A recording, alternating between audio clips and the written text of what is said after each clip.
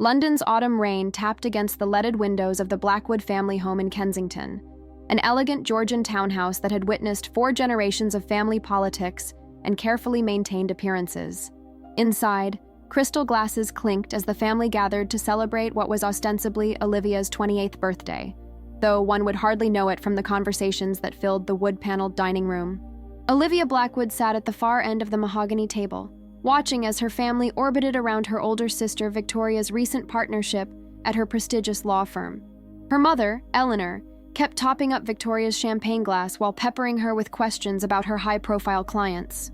Her father, Richard, a banking executive with old London connections, was deep in conversation with her younger brother James about his recent promotion at the family's investment firm. Not a single happy birthday had been directed Olivia's way since her arrival 2 hours ago. The cake that sat on the sideboard, Victoria's favorite lemon drizzle, not Olivia's preferred chocolate, remained uncut, waiting for the proper moment that somehow never arrived. Olivia sipped her champagne slowly, observing the familiar dynamics through eyes that had recently become far more calculating.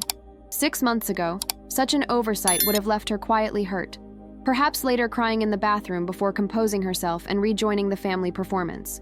Today, she meticulously documented every slight, every dismissal, filing them away for what was to come.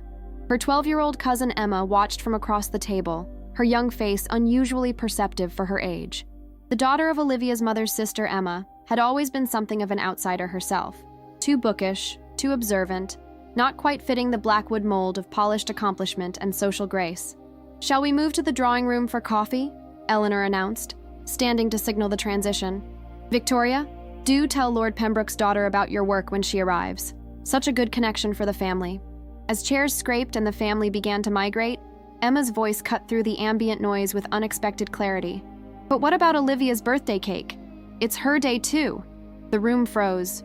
All eyes turned to Emma, then reluctantly shifted to Olivia, as if suddenly remembering her existence. In that moment of uncomfortable silence, Olivia caught Emma's eye and gave her the slightest of nods, acknowledgement of an alliance that would soon reshape the Blackwood family forever. The awkward silence that followed Emma's outburst lingered like an unwelcome guest. Eleanor Blackwood recovered first, her social training kicking in with practiced efficiency. "Of course, darling. How silly of me," she said with a tight smile that didn't reach her eyes. "James, fetch the matches for your sister's cake." Olivia watched the family's hasty recalibration, her father checking his Patek Philippe watch with poorly disguised impatience, Victoria's momentary flash of annoyance quickly replaced by a camera-ready smile, James rolling his eyes when he thought no one was looking. "No need," Olivia said quietly, rising from her chair. "I'm rather full from dinner. Perhaps we could do the cake later." Her gracious deflection, a familiar role she had played her entire life, seemed to relieve the family. Crisis averted. No need for guilty discomfort. They could return to their regular programming of Victoria's accomplishments and James's prospects. As the family filtered into the drawing room, Emma sidled up beside Olivia. "They always do this to you," she whispered, her young face intense. "It's not fair." Olivia squeezed her cousin's hand. "Life rarely is, Em, but things have a way of balancing themselves eventually." The cryptic response clearly intrigued the girl, but Olivia moved on before Emma could question her further. In the drawing room, Olivia positioned herself near her father's prized antique writing desk, a strategic location that allowed her to observe the family dynamics while maintaining access to her handbag, which contained a small leather notebook she'd been meticulously updating throughout the evening. Victoria held court by the fireplace, detailing her recent legal victory for a tech billionaire's divorce case. "Of course, the prenup was ironclad once we located the offshore accounts," she was explaining to their father's business associates. "The wife got nothing beyond the initial settlement." Olivia noticed how her sister carefully omitted the fact that the wife in question had been instrumental in building the company from scratch, information Olivia had discovered through her own carefully cultivated sources. James was showing off his new Aston Martin keys to their cousin Marcus, deliberately within earshot of Penelope Harrington, the attractive daughter of their father's golf partner. "Father thinks the DB11 suits a rising executive," he said, loud enough to ensure everyone knew of his latest acquisition.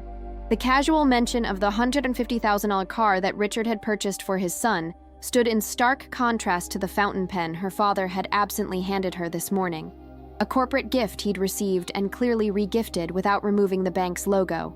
Olivia excused herself to use the bathroom, slipping instead into her father's study. With practiced efficiency, she photographed several documents from his desk drawer, careful to replace everything exactly as she'd found it. The newest addition to her collection of leverage points, emails regarding questionable trading practices that her brother James had been involved in, with her father's explicit approval. When she returned, her mother was distributing coffee cups, somehow forgetting to include one for Olivia. A small slight, barely noticeable, but part of a pattern so established it had become family choreography. "Oh, Olivia, there you are," Eleanor said, noticing her daughter hovering at the edge of the conversation. "Be a dear and bring the sugar, would you?" Olivia complied with a pleasant smile, the perfect, dutiful daughter. As she placed the silver sugar bowl on the table, she caught Emma watching her with curiosity. "You're different tonight," Emma whispered when Olivia passed by her chair. "You're not sad like usual." Olivia leaned down, pretending to adjust her cousin's collar. "Because for once, I'm not just watching the game, Em. I'm finally playing it." The cryptic response left Emma frowning in confusion, but Olivia had already moved on, her phone quietly recording the family conversations from the pocket of her carefully tailored dress. The evening progressed with the predictable rhythm of Blackwood family gatherings. Richard poured expensive scotch for the men while discussing market trends. Eleanor subtly interrogated the unmarried women about their romantic prospects. Victoria dominated conversations with calculated humility about her recent professional triumphs. Olivia maintained her position as friendly background character, refilling drinks, smiling at appropriate moments, asking questions that allowed others to showcase their accomplishments. A role she had perfected over decades of emotional invisibility. But beneath this familiar performance, something had fundamentally changed. Each interaction was now carefully documented, each family weakness mentally cataloged. The overlooked middle child had developed a skill set born from years of observation. She knew precisely where each family member was vulnerable. "Olivia works at that little art gallery in Shoreditch, don't you, dear?" Eleanor mentioned during a lull in conversation, the diminutive little deliberately emphasizing the perceived unimportance of her daughter's career. "Yes, Mother. Hartwick Gallery. We're hosting the new Zhao Chen exhibition next month." Olivia kept her tone pleasant, watching her mother's eyes glaze over at the mention of contemporary art. What Eleanor didn't know, what none of them knew, was that Olivia had recently been appointed the gallery's director, following her discovery of a major overlooked talent whose work had sold for millions. The announcement would appear in next week's Financial Times, alongside a photo of Olivia with several prominent art world figures and royalty. Information control was the first step in her carefully orchestrated plan. Emma appeared at Olivia's side again, offering a small wrapped package. "I got you something, for your birthday." The genuine affection in the gesture momentarily pierced Olivia's calculated detachment. She unwrapped the gift carefully, a handmade bookmark with pressed flowers and a quote from Jane Austen. "There is a stubbornness about me that never can bear to be frightened at the will of others." "It's perfect, Em," Olivia said softly, momentarily allowing genuine emotion to surface. "Thank you for remembering. We should still have cake," Emma insisted, loud enough for others to hear. "It's tradition." Eleanor glanced at her watch. "It's getting rather late, and Victoria has that radio interview tomorrow morning." "I don't mind staying up," Victoria said magnanimously, though her tone suggested significant sacrifice. "We should acknowledge Olivia's birthday properly." The family reluctantly gathered around the dining table again. James hastily stuck a few candles into the lemon cake. "The wrong number," Olivia noted, and lit them with evident impatience. "Make a wish, darling," Richard said distractedly, already checking his phone for emails. Olivia looked around the table at her family, her mother's fixed social smile, her father's distraction, Victoria's barely concealed boredom, James's obvious desire to be elsewhere. Only Emma watched with genuine interest. "What are you wishing for?" Emma whispered. Olivia smiled enigmatically. "Justice," she whispered back, then blew out the candles. As cake was mechanically distributed and perfunctorily consumed, Olivia's phone buzzed with a message from her assistant at the gallery. Everything confirmed for Phase 1. Files delivered. She tucked her phone away, maintaining her pleasant expression while mentally reviewing the first stage of her plan. Tomorrow morning, her father's bank would receive an anonymous package containing evidence of James's trading irregularities. Nothing that would trigger criminal charges, but enough to force an internal investigation and temporarily derail her brother's anticipated promotion. It was a small opening move, designed to create just enough disruption to the family's carefully maintained facade. "More cake, anyone?" Olivia offered pleasantly, playing her familiar role of helpful daughter while silently counting down the hours until the Blackwood family's comfortable world began to unravel. The game had begun, and they didn't even know they were playing. The following Wednesday evening found the Blackwood family hastily assembled in the drawing room of the Kensington townhouse. The summoning, for that's what it had been, not the usual carefully scheduled family dinner, had come from Richard, his terse text message allowing no room for excuses. James paced near the fireplace, his typically smug expression replaced by barely controlled panic. Victoria sat rigid on the edge of an armchair, her professional composure slightly frayed around the edges. Eleanor hovered near the drinks cabinet, pouring gin measures that exceeded her usual strict standards. Olivia arrived precisely 4 minutes late. Not enough to be considered rude, but sufficient to establish that she was operating on her own timeline. She had dressed with calculated precision, a cream silk blouse and charcoal pencil skirt that projected professional competence, subtly different from her usual softer, more forgettable attire. "You've heard, then?" Richard demanded as soon as she entered, assuming her tardiness was due to ignorance of the family crisis. "About James's trading investigation?" "Yes, it was mentioned at the gallery today. One of our board members is on the bank's ethics committee." Olivia kept her tone neutral, concerned but not overly so. James shot her a suspicious look. "How does your little gallery even know about internal bank matters?" Olivia returned his gaze steadily. "The art world and finance are more connected than you might think, James. Major collectors tend to be well informed about where their money is coming from. Or going." The subtle emphasis on the last 2 words caused a flicker of alarm in her brother's eyes. "This is a misunderstanding," Richard declared firmly. "Someone has clearly targeted James to get to me. The transactions in question were completely legitimate, if perhaps creatively structured." "Of course they were, Father," Olivia agreed smoothly. "Though I understand the evidence submitted was quite detailed. Internal documentation, timestamps, communication records." Victoria's legal mind engaged immediately. "How do you know what evidence was submitted?" Olivia shrugged lightly. "As I said, board members talk, especially when $40 million in questionable trades is involved." The precision of the figure, which had not been made public, caused a moment of stunned silence. "This is a temporary setback," Eleanor said firmly, handing Richard a tumbler of scotch. "Your father will handle it. He always does." "Absolutely," Richard agreed, though less convincingly than usual. "Though James will need to maintain a lower profile until this blows over. The promotion will need to be delayed." James slammed his glass down. "Delayed?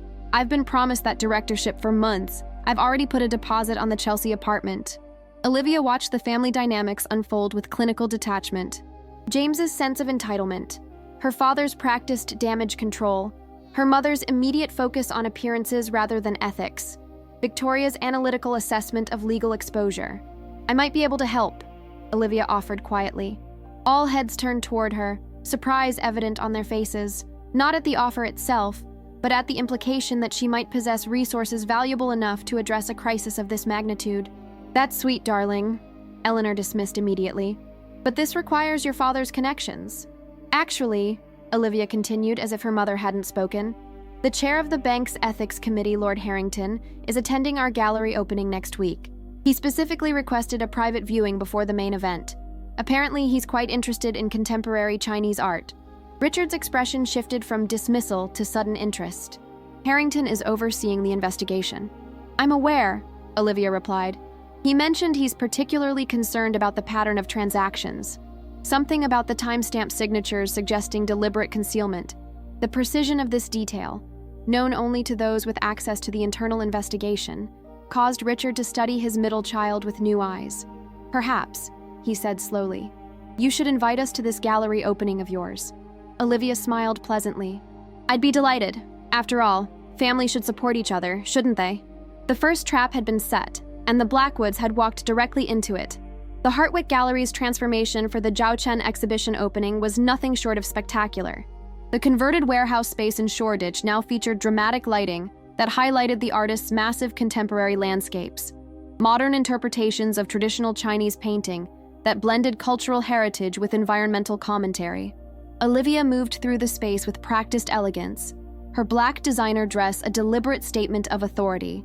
To the Blackwood family's evident surprise, she was greeted with genuine respect by London's elite: art collectors, finance magnates, media figures, and even minor royalty. "Olivia, darling," called Duchess of Weatherby, air kissing her cheeks. "This curation is inspired. The way you've positioned Chen's River series to flow through the industrial space, pure genius."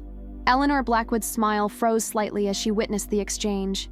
Her daughter, her overlooked, underestimated middle child, was clearly not just an employee at this little gallery, but someone of significant influence. Victoria observed with the calculating assessment of a lawyer identifying a previously unknown asset. James looked merely confused, his understanding of value limited to numerical figures rather than cultural capital. Richard, however, remained focused on his mission. "Is Harrington here yet?" he asked Olivia, scanning the crowd for the ethics committee chairman who could potentially salvage his son's career. "He's in the private viewing room with the Chen scrolls," Olivia replied. "I'll introduce you shortly. But first, there's someone else you should meet." She guided her family toward a distinguished Chinese businessman surrounded by attentive listeners. "This is Mr. Wei Zhang, one of China's most prominent investors and art collectors. Mr. Zhang, my family." Richard's expression transformed immediately to his business charm. "Mr. Zhang, a pleasure. Richard Blackwood, Blackwood Financial Group." The businessman nodded coolly. "Yes, I know of your institution. You handled the Richardson merger last year, correct? Interesting. Strategies employed." The slight pause was subtle but unmistakable. Richard's smile faltered momentarily. "Mr. Zhang is considering a significant investment in London real estate," Olivia explained smoothly. "He's particularly interested in ethical investment opportunities." Victoria stepped forward, professional instincts engaging. "My firm specializes in international investment law, Mr. Zhang. Perhaps we could—" "Your firm represented Western Petroleum in their dispute with the Environmental Protection Coalition, yes?" Mr. Zhang interrupted. "Most aggressive tactics." Victoria's practiced smile remained in place, but her eyes darted to Olivia with new suspicion. Eleanor attempted to salvage the increasingly uncomfortable conversation. "Mr. Zhang, your English is impeccable. Have you spent much time in London?" "My daughter attended Oxford with Olivia," he replied. "They were roommates, I believe." This simple statement landed like a revelation. None of the Blackwoods had ever visited Olivia at university or shown interest in her academic life. They had no knowledge of her connections, her friendships, or apparently, her influential network. James, growing impatient, cut in. "About Lord Harrington." "Ah, yes," Olivia interjected smoothly. "Let me introduce you now. He's quite eager to discuss certain financial patterns he's observed recently." As she led her increasingly unsettled family toward the private viewing room, Olivia exchanged a meaningful glance with her assistant, who immediately made a discreet phone call. Lord Harrington greeted them with polite formality. A distinguished man in his 60s, with the sharp eyes of someone who had spent decades identifying financial irregularities. "Blackwood," he acknowledged Richard with notable coolness, "your daughter has assembled quite an impressive exhibition. Remarkable eye for overlooked value." "Yes, we're very proud," Richard replied automatically, though the family had expressed no such sentiment until this moment. "I understand there's been some confusion at your institution," Harrington continued. "Interesting timing given the Chinese regulatory authorities' recent interest in certain London banking practices." Richard paled visibly.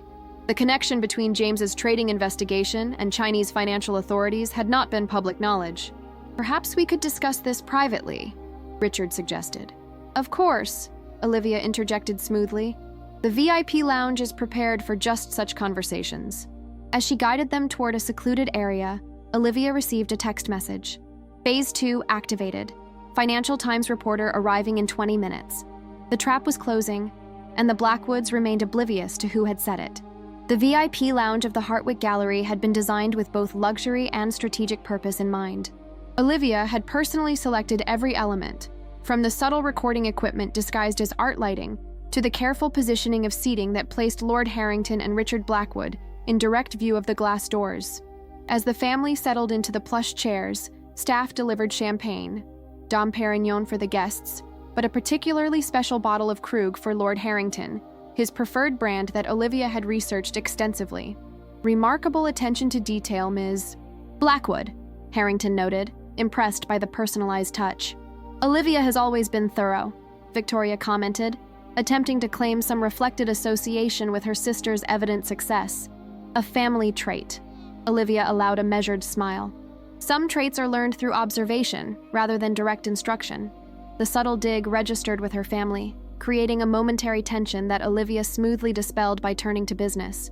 Lord Harrington, I believe you had some questions about certain trading patterns my brother's department has been implementing? James shifted uncomfortably, glancing at their father for support. Richard leaned forward, adopting his most persuasive demeanor. Harrison, I think there's been a misunderstanding about those transactions. If you review the full context, the context is precisely what concerns the committee, Harrington interrupted, particularly the timing of certain trades in relation to the Beijing infrastructure announcement. Eleanor, sensing danger, attempted her usual social deflection. Surely business can wait for another time. We're here to celebrate Olivia's little exhibition. Little? Came a new voice from the doorway. The Zhao Chen collection is valued at over 80 million, and your daughter's discovery of his early scrolls has been called the art find of the decade.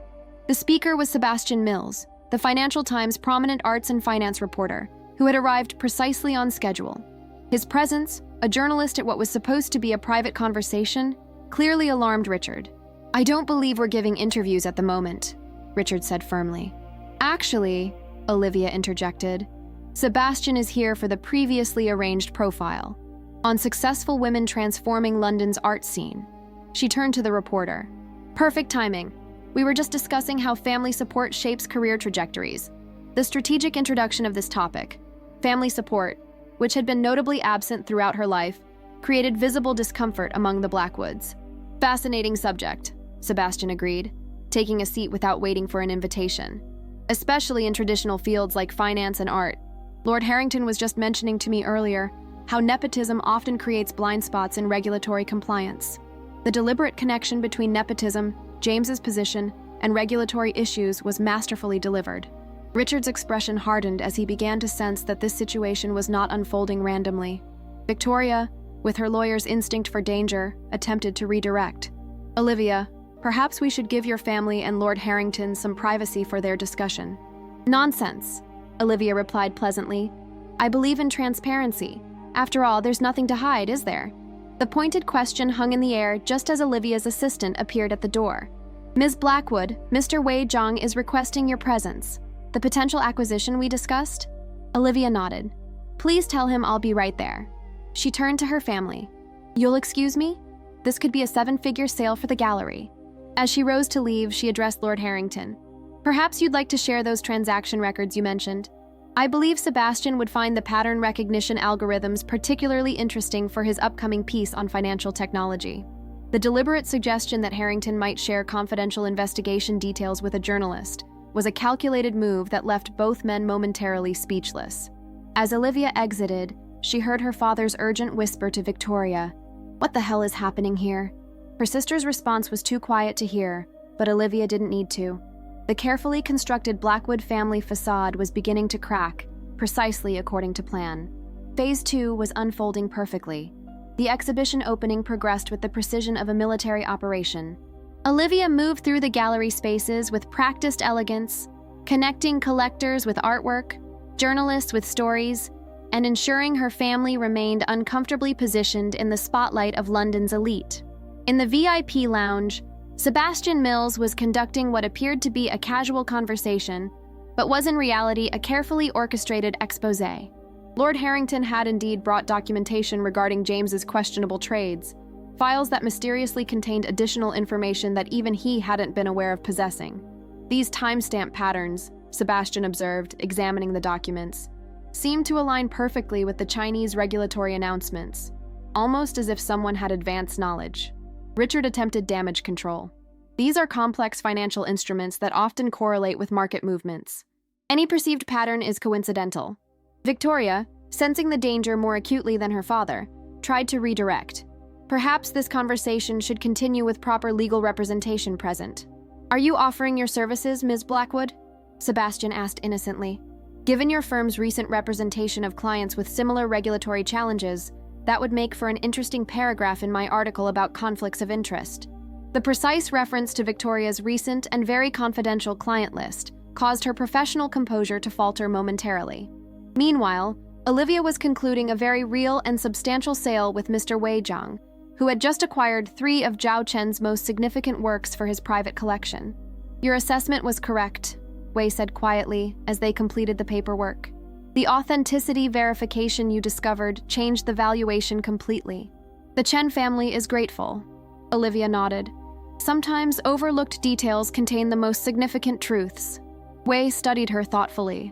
Your family seems surprised by your position here. They did not know. They never asked, Olivia replied simply. As she returned to the main gallery space, she noticed Eleanor attempting to salvage the family's social standing by engaging with the Duchess of Weatherby. We've always encouraged Olivia's interest in the arts, Eleanor was saying, rewriting history with practiced ease, though we never expected her to achieve such prominence so quickly. Really? The Duchess replied with a raised eyebrow. I was under the impression she'd been Hartwick's director for nearly a year. Her acquisition of the Lost Chen Scrolls was featured in Art Monthly last spring. Surely you saw it. Eleanor's smile froze as she realized she had missed a significant achievement in her daughter's life, one apparently well known in London's social circles. James, increasingly agitated by the unfolding disaster around his trading investigation, cornered Olivia near a dramatic landscape depicting environmental destruction. What the hell is going on? He demanded in a harsh whisper. Did you arrange this ambush with Harrington? Olivia regarded her brother calmly. Ambush? I simply invited Lord Harrington to an exhibition opening. If he happens to have concerns about certain trading patterns, that's hardly my doing. This isn't coincidence, James hissed. First the investigation, now this journalist asking pointed questions about Chinese investments. Someone deliberately set this up. Perhaps, Olivia suggested, you're experiencing what it feels like when people notice things you'd prefer remained hidden. Before James could respond, the gallery's sound system chimed softly, indicating an announcement. Olivia moved to the central space where her assistant handed her a microphone. Ladies and gentlemen, thank you for joining us for this special opening of Zhao Chen's Remembered Landscapes exhibition. Tonight we're celebrating not only extraordinary art, but also a significant announcement. The crowd quieted, attention focusing on Olivia, who stood poised and confident, a stark contrast to the tentative middle child the Blackwoods had always dismissed. The Hartwick Gallery is honored to announce our expansion to Hong Kong next year, in partnership with the Wei Jiang Cultural Foundation. This will make us the first British contemporary gallery with a permanent space in Asia's fastest-growing art market. Applause erupted as photographers captured the moment.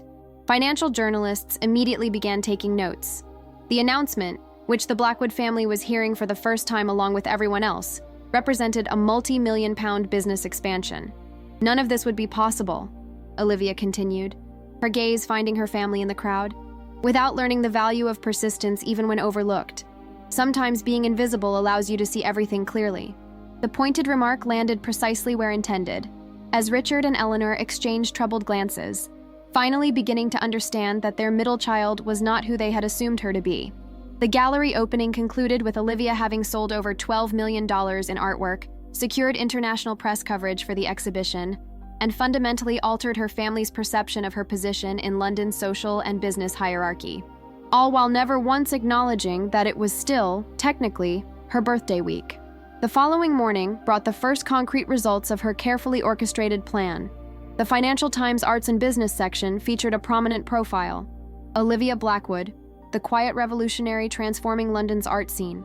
The accompanying photo showed Olivia standing confidently beside Zhao Chen's most valuable work, with the Duchess of Weatherby and Mr. Wei Jiang visibly admiring her expertise. More significantly, a smaller article on the same page detailed the bank's expanding investigation into irregular trading patterns involving Chinese infrastructure investments, with James Blackwood mentioned by name as a figure of interest. The Blackwood family's response was swift and predictable. Victoria called first, her lawyer's instinct for damage control overriding the years of dismissive treatment. That journalist ambushed us, she began without preamble when Olivia answered. Did you know he was planning to write about James? Sebastian covers both art and finance, Olivia replied calmly, examining a potential acquisition as she spoke. His interests often intersect, much like our families apparently do. Victoria's tone shifted to the careful reasoning she used with difficult clients. Olivia, we should coordinate our response to this. The family needs to present a united front. How interesting that family becomes important when your interests are threatened, Olivia observed. Was there a united front when you all forgot my birthday last week? Or when Father dismissed my career as a hobby at Christmas? The uncomfortable silence suggested Victoria had not expected this direct confrontation of long-established family patterns. "That's different," she finally managed. "Is it?" Olivia countered. "Or is it simply that you've never considered my perspective important until you needed something from me?" Before Victoria could respond, Olivia continued, "I have a meeting with the Hong Kong developers in 20 minutes. If you'd like to discuss family unity, perhaps suggest a proper family dinner where my achievements receive the same attention as yours and James's. Good day, Victoria." The second call came from her father, his tone oscillating between stern authority and unfamiliar placation. "This bank investigation is getting out of hand," Richard began. "Your connection to Harrington could be very useful in resolving matters discreetly." "Could it?" Olivia replied, reviewing architectural plans for the Hong Kong gallery. "How fascinating that my connections are suddenly valuable. Last month, you suggested my career was playing with pictures, if I recall correctly." Richard's discomfort was audible. "Perhaps I underestimated certain aspects of your professional development. Perhaps you underestimated everything about me," Olivia suggested mildly. "A pattern that seems consistent throughout our relationship." A text message from Emma arrived as she ended her father's call. "Everyone's panicking at home. What did you do?" Olivia smiled, typing back. "Simply became visible. How would you like to visit the gallery after school? I have something to show you." That afternoon, Emma arrived wide-eyed at the Hartwick Gallery, clearly impressed by the space and her cousin's evident authority as staff deferred to her decisions and requests. "This is where you work?" Emma asked, taking in the magnificent Chen landscapes. "It's amazing." "It's where I'm building my future," Olivia corrected gently, leading her cousin to a private office overlooking the main exhibition space. Inside, a small birthday cake sat on the desk, chocolate, Olivia's actual preference, with a single candle. "Since my actual birthday was somewhat overlooked," Olivia explained, "I thought we might have our own celebration." Emma's face lit up. "They're all talking about you at home. Uncle Richard keeps saying something about never seeing it coming, and Aunt Eleanor is telling everyone she always supported your art career." Olivia laughed softly. "I'm sure she is." As they shared cake, Emma asked the question that had clearly been bothering her. "Did you plan all this, making them notice you?" Olivia considered her young cousin thoughtfully. "Let's just say I decided it was time to stop being overlooked. Sometimes, Emma, the person everyone ignores is the most dangerous one in the room." The following week brought Phase 3 of Olivia's meticulously crafted plan. The Blackwood family dynamics had been destabilized, but true recognition required more than a single moment of disruption. It required a fundamental restructuring of power. James's trading investigation had expanded, with financial regulators now examining not just his department, but related transactions throughout Blackwood Financial Group. Richard spent most days in closed-door meetings with lawyers and compliance officers, his typically commanding presence diminished by growing regulatory scrutiny. Victoria found her law firm's managing partners questioning her judgment after several clients expressed concern about potential conflicts of interest, highlighted in Sebastian Mills's subsequent articles. Her carefully constructed professional image had developed hairline fractures that threatened her anticipated senior partnership.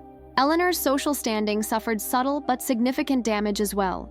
At charity luncheons and committee meetings, conversations would pause momentarily when she entered rooms, only to resume with slightly altered tones. London's elite social circles sensed a shift in the Blackwood family's fortunes and adjusted accordingly. Throughout this period of family crisis, Olivia maintained strategic distance, neither gloating nor offering assistance. Her silence was carefully calculated, allowing the consequences of decades of dismissive treatment to unfold without interference. When she finally agreed to meet with her parents, it was on her terms, at the Hartwick Gallery after hours, surrounded by the evidence of her success. "This situation with James's investigation is becoming untenable," Richard began without preamble as they settled into the gallery's conference room. "Your connection to Harrington could be instrumental in resolving it.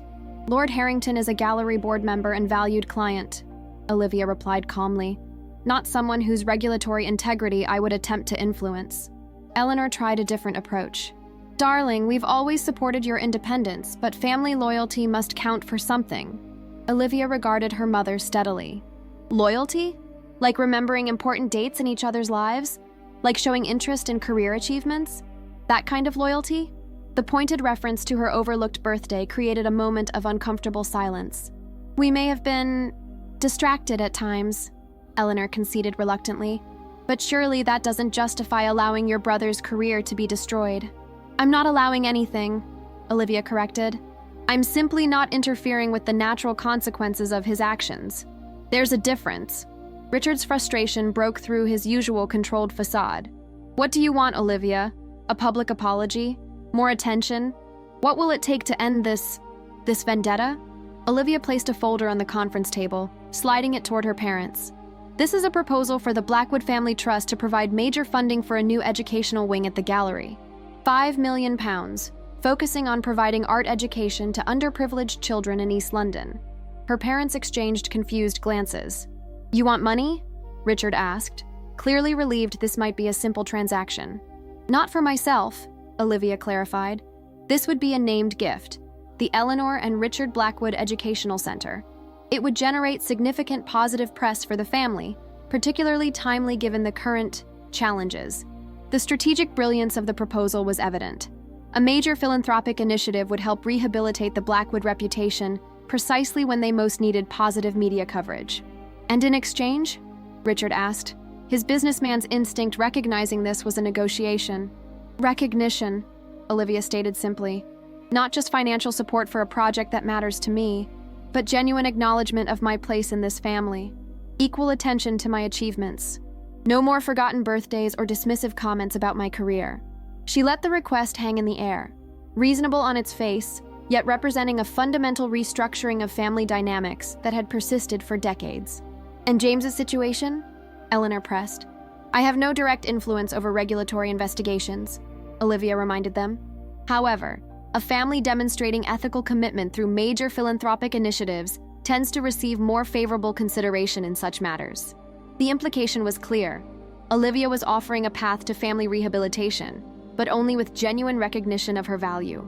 Richard studied his middle child with new eyes, finally seeing the strategic mind that had always existed beneath the quiet exterior. When did you become so calculating? Olivia smiled slightly. I've always been this person, Father. You just never bothered to look. The Blackwood Family Trust's £5 million donation to establish the Eleanor and Richard Blackwood Educational Center at the Hartwick Gallery made headlines across London's social and business press. The timing, coinciding with the bank's announcement of cooperative resolution regarding certain trading irregularities, appeared fortunate to outside observers. Within the family, however, a fundamental power restructuring was underway. Richard had negotiated the donation with Olivia directly, treating her with the same professional respect he typically reserved for high-value business associates. Eleanor had consulted her on the launch event details, acknowledging her superior understanding of the art world's social dynamics. Even Victoria had begun approaching her sister differently, recognizing that Olivia's network of connections extended into circles her law career had never penetrated. The Educational Center launch event represented the public manifestation of this shifted family dynamic. Hosted at the gallery on a crisp autumn evening, it attracted London's elite, political figures, aristocracy, financial leaders, and cultural influencers. Eleanor presided over the event with her usual social grace, but observers noted how frequently she deferred to Olivia on substantive matters. Richard, typically dominant in family presentations, shared the spotlight equally with his middle child when addressing the gathered donors and press. The Blackwood family has always valued education and cultural enrichment, Richard announced during his speech, seamlessly incorporating the revised family narrative Olivia had crafted. My daughter Olivia's visionary leadership in the art world inspired us to create this center that will bring arts education to children across London. As applause filled the gallery, Olivia caught Emma's eye across the room. Her young cousin gave her a small thumbs up, recognizing the significance of this public acknowledgement. Sebastian Mills, covering the event for the Financial Times, approached Olivia with a knowing smile. Quite a turnaround in family dynamics, he observed quietly. One might almost suspect a carefully orchestrated campaign. Sometimes people simply need the right opportunity to recognize value they've overlooked, Olivia replied diplomatically. And the regulatory investigation into your brother's trading activities resolving so favorably just as this philanthropic initiative launches? Another fortunate coincidence. Olivia smiled enigmatically. The universe works in mysterious ways. As the evening progressed, James approached his sister near a dramatic Chen landscape depicting a river changing course, an appropriate metaphor for the family's transformed dynamics. I know what you did, he said without preamble, his voice low enough not to be overheard. The investigation, the journalist, all of it.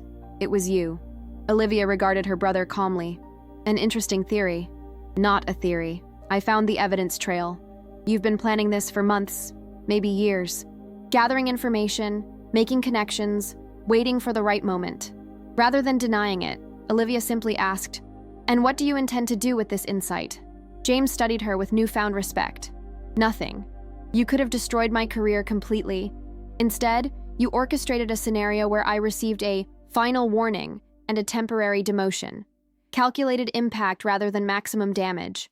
Perhaps I value family more than you realized," Olivia suggested. "Or perhaps you're playing a longer game than I initially understood," James countered. "Either way, I underestimated you. We all did." As he walked away, Victoria joined Olivia, champagne flute in hand. Impressive turnout. The Duke and Duchess rarely attend these types of events. "People respond to authentic value," Olivia replied.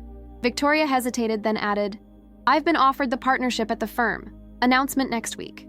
"Congratulations," Olivia said sincerely.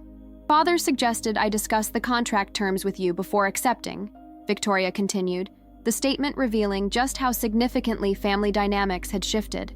"He thinks your negotiation skills might identify opportunities I've missed." Olivia allowed herself a small smile of satisfaction. "I'd be happy to review it." As Victoria moved away to greet clients, Eleanor approached, linking her arm through Olivia's. "I've added a reminder to my calendar," she said quietly. "For your birthday next year. A proper celebration, I promise." Olivia nodded, accepting the small but significant acknowledgement of past failures. The recognition she had orchestrated was finally taking hold, permanently altering the family's perception of the daughter they had so long overlooked. 6 months after the educational center launch, the Blackwood family gathered for a dinner that superficially resembled countless previous family meals, yet revealed fundamental differences in dynamics and power distribution. The location itself marked a significant shift. The private dining room at Hartwick Gallery rather than the Kensington townhouse. Olivia as host rather than peripheral participant. Richard discussed potential Asian investments with her, seeking genuine input on market trends and cultural factors that might impact business opportunities. Eleanor solicited her advice on the upcoming Summer Charity Gala Committee, acknowledging her connections in social circles previously considered beyond the middle child's reach. Victoria, newly promoted to senior partner, described a complex international art restitution case her firm had taken on, explicitly noting that her sister's expertise would be valuable to the legal team. James, still rebuilding his reputation at the bank, listened more than he spoke, a notable change from his previous domineering conversational style. Only Emma seemed unchanged, her natural authenticity having always recognized Olivia's value before the rest of the family was forced to acknowledge it. "I've been thinking about university applications," Emma mentioned during dessert. "Cambridge has an excellent art history program." "Art history?" Eleanor questioned, old instincts briefly resurfacing. "I thought you were considering economics." Before Emma could respond, Richard intervened with a significant glance toward Olivia. "Art and business are increasingly interconnected fields. Olivia's career demonstrates that quite effectively." The simple statement, acknowledging Olivia's professional success as a model worth emulating rather than dismissing, represented perhaps the most profound shift in family attitudes. After dinner, as the family toured the gallery's newest exhibition, Emma hung back with Olivia.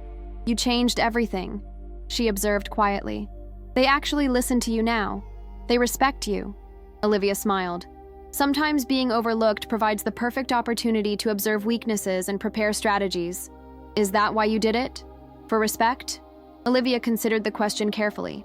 "Partly, but also to ensure the pattern wasn't repeated with you or others in the family. Some cycles need to be broken." Emma nodded thoughtfully. "You know what I remember most? When I said, 'It's her day too' at your birthday. You looked so surprised, like you weren't expecting anyone to notice." "I wasn't," Olivia admitted. "But that moment was important. Sometimes all it takes is one person willing to speak the truth." Later that evening, after the family had departed, Olivia reviewed architectural plans for the gallery's Hong Kong expansion in her office. A text message from Richard arrived. "Harrington mentioned potential advisory board position for you at the bank's cultural investment division. Significant opportunity. Family dinner Sunday to discuss." The message's respectful tone, consulting rather than directing, acknowledging her value to a prestigious opportunity, confirmed the permanent nature of the shifted family dynamic.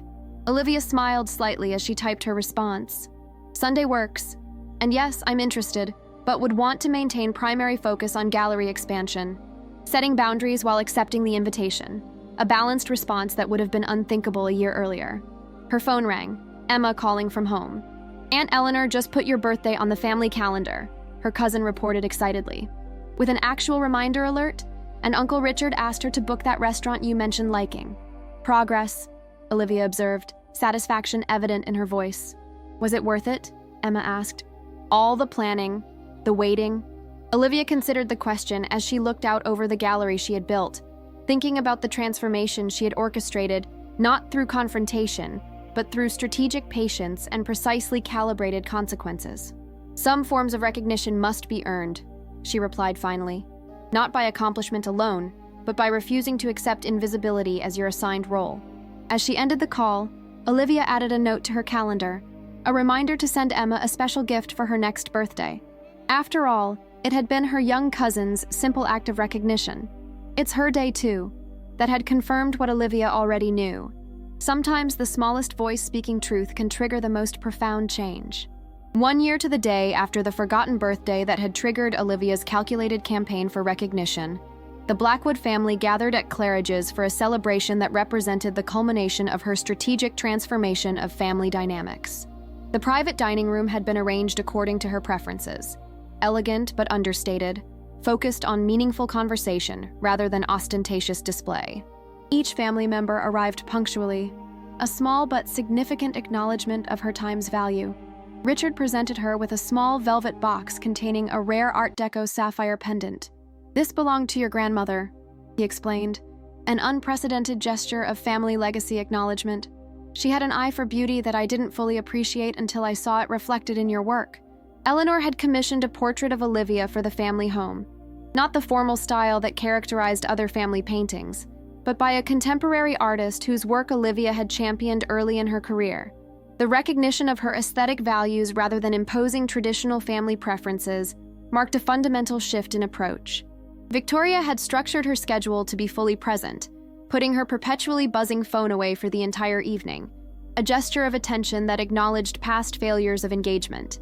James brought a portfolio of potential gallery artists he'd discovered through his banking clients, seeking her professional opinion rather than attempting to direct her interests. Even Emma's gift carried deeper significance, a journal with the inscription, "For the one who taught me the power of speaking up and being seen."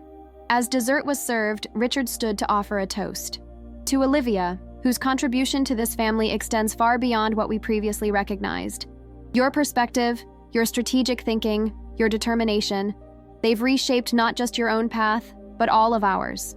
The acknowledgement, public, specific, and genuine, represented everything Olivia had orchestrated her campaign to achieve. Not mere attendance at her birthday, but true recognition of her value. After dinner, as the family lingered over coffee, Olivia stepped onto the terrace for a moment alone. Victoria joined her, 2 glasses of champagne in hand. "I've been meaning to ask you something," her sister said, offering 1 glass. That first gallery opening, when everything started changing, how much of what happened was deliberately orchestrated? Olivia accepted the champagne with a slight smile. "What makes you think anything was orchestrated?" "Because I've spent the past year paying attention to how you operate," Victoria replied.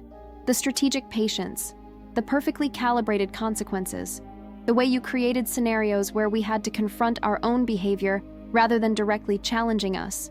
Instead of denying it, Olivia simply asked, "Would you have preferred a direct confrontation?" Victoria considered this. "No, it wouldn't have worked. We would have dismissed you as we always had." "Precisely. It's rather brilliant, actually," Victoria admitted. "You forced us to see you through others' eyes first. Harrington, the Duchess, Wei Zhang.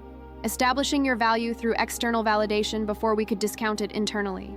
Olivia sipped her champagne, neither confirming nor denying the assessment. "The thing I can't quite determine," Victoria continued, "is where it ends. Is tonight the culmination of your campaign? Or is this merely another phase in a longer strategy?" For the first time, Olivia allowed her sister to see behind the calculated facade, revealing the authentic emotion beneath. "What I wanted was simple, Victoria. To be seen. To have my achievements acknowledged with the same enthusiasm as yours and James's. To have my birthday remembered without a 12-year-old having to remind everyone of my existence." She gestured toward the family gathered inside. This evening represents that recognition. Not perfection, but progress. A fundamental realignment of how we engage with each other. Victoria studied her with newfound respect. And if we backslide, return to old patterns? Olivia's smile contained both warmth and warning. Then I'd simply need to remind everyone what I've proven beyond doubt this past year, which is that the person everyone overlooks often sees everything and remembers it all.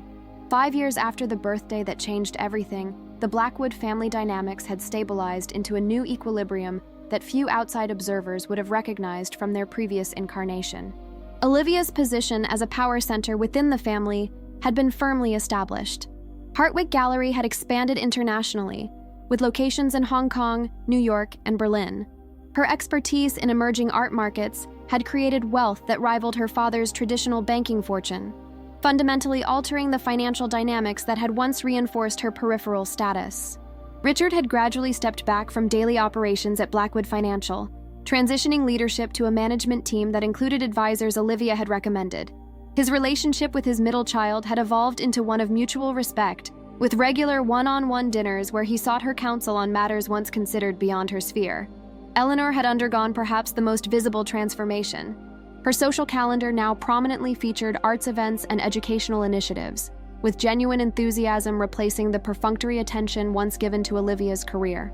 The annual Blackwood Family Foundation Gala, previously focused exclusively on traditional financial industry charities, now dedicated equal resources to arts education programs. Victoria had incorporated art restitution cases into her legal practice, occasionally collaborating professionally with Olivia on complex international disputes. Their sisterly relationship, once defined by Victoria's dismissive superiority, had rebalanced into one of equals with distinct but respected domains of expertise. James, after the humbling experience of professional setback and recovery, had developed a more thoughtful approach to both business and family. His once reflexive dismissal of Olivia's career had transformed into genuine curiosity about her world, occasionally leading to collaborative projects combining finance and art. Emma, now 22 and studying art history at Cambridge, had become Olivia's most natural ally. Their bond, forged in that moment of recognition when she had proclaimed, "It's her day too," had strengthened into a mentorship that would shape the younger woman's approach to family dynamics for decades to come. On Olivia's 33rd birthday, the family gathered at her recently purchased Holland Park home, a Georgian townhouse she had renovated with characteristic attention to detail, blending historical elements with contemporary design in a space that reflected her fully realized identity. As they shared a meal in the glass-walled dining room overlooking meticulously landscaped gardens, Richard raised his glass. 5 years ago, this family underwent a necessary transformation, one that, I admit, I initially resisted. Nods around the table acknowledged this understatement.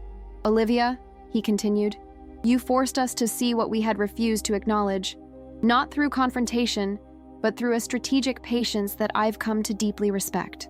Eleanor added, "You changed us by refusing to accept invisibility, by demanding recognition not through words, but through actions that made overlooking you impossible." Olivia accepted these acknowledgments with the quiet confidence that had become her hallmark. The insecure middle child, desperate for attention, had transformed into a woman who commanded recognition through authentic accomplishment and strategic assertion of her value.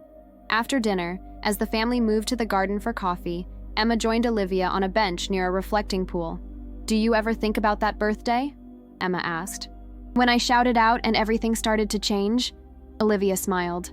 "I think about it frequently. How one voice speaking truth can catalyze transformation. Would you have done it anyway? Started your campaign for recognition if I hadn't said anything?" Olivia considered the question. "Perhaps eventually. But that moment, having someone notice when no one else did, it provided something essential." "What?" "Confirmation that I deserved to be seen. That the problem wasn't my worth, but their perception." As evening fell and the Blackwood family gathered around her, Olivia reflected on the journey from invisibility to recognition, the strategic patience, the calculated consequences, the careful orchestration of scenarios that forced acknowledgement of her value. All had served their purpose. The overlooked middle child had transformed not just her own position, but the fundamental dynamics of a family that had once defined her by absence rather than presence. And it had begun with the simplest of truths, spoken by the youngest voice. It's her day too. On my birthday, my family ignored me, until my younger cousin shouted, "It's her day too," isn't just a compelling revenge story. It's a powerful reminder that recognition must sometimes be strategically claimed rather than passively awaited. Like Olivia Blackwood, many of us have experienced being overlooked, underestimated, or dismissed. Her journey teaches us that transformation doesn't always require direct confrontation, but rather strategic patience and carefully calibrated actions that make invisibility impossible. What moments in your life have you been overlooked? What value do you bring that others have failed to recognize? Perhaps it's time to consider how you might orchestrate your own campaign for acknowledgement, not through desperate pleas for attention, but through a deliberate showcasing of your worth. Remember Emma's simple yet powerful statement, "It's her day too." Sometimes the smallest voice speaking truth can trigger profound change, particularly when that voice acknowledges what others have conveniently forgotten. Subscribe for more stories that explore the complex dynamics of family relationships, personal value, and the strategic paths to recognition. Share your own experiences of moving from overlooked to essential in the comments below. The most significant transformations often begin with a single moment of being truly seen. Is it time to ensure that you are finally visible?